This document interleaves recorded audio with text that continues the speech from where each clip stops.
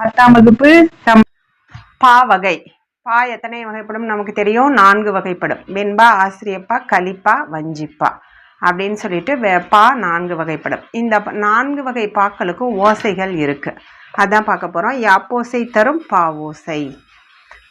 யாப்புல இடம்பெறும். வெண்பாவிடோடைய ஓசை என்னன்னா செப்பலோசை. வெண்பா என்ற பாவினுடைய ஓசை என்னதுன்னா செப்பலோசை. செப்பலோசை அப்படின்னா என்னன்னா இருவர் உரையாடுவது போன்ற ஓசை. 2 பேர் உரையாடுற மாதிரி இருக்கிற ஓசையை தான் செப்பலோசை, செப்புன்னு சொல்லுவோம்ல. அடுத்தது ஆசிரியப்பாவோட ஓசை அகவலோசை. இது எப்படி இருக்குன்னா ஒருவர் பேசுதல் போன்ற, அதாவது சொற்பொழிவாற்றுவது. ஒருத்தர் போயிட்டு அவங்களே அகவல், அவங்களே சொல்றது, சொற்பொழிவாற்றுவது போன்ற ஓசை தான் அகவல் ஓசை. துள்ளலோசை அப்படின்னா என்னன்னா இது கலிப்பாவோட ஓசை.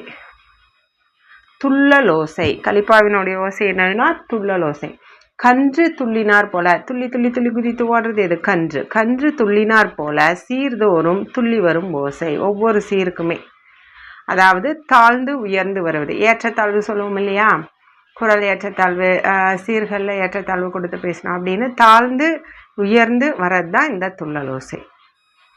தூங்கலோசை அப்படின்னா சீர்தோறும் துள்ளாது. எப்படி துள்ளலோசை துள்ளி துள்ளி வருதோ அது மாதிரி துள்ளாது, தூங்கி வரும் ஓசை.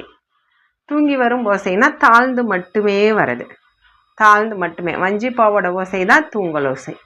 இது தாழ்ந்து மட்டுமே வருது. இது எந்த நூலில் இருக்குன்னா யாப்பதிகாரம் அப்படிங்கிற நூலில் புலவர் குழந்தை அவர் எழுதிய யாப்பதிகாரம் நூலின் ஆசிரியர் யார்? புலவர் குழந்தை. அவருடைய நூல்ல இருந்து இது எடுக்கப்பட்டிருக்கு.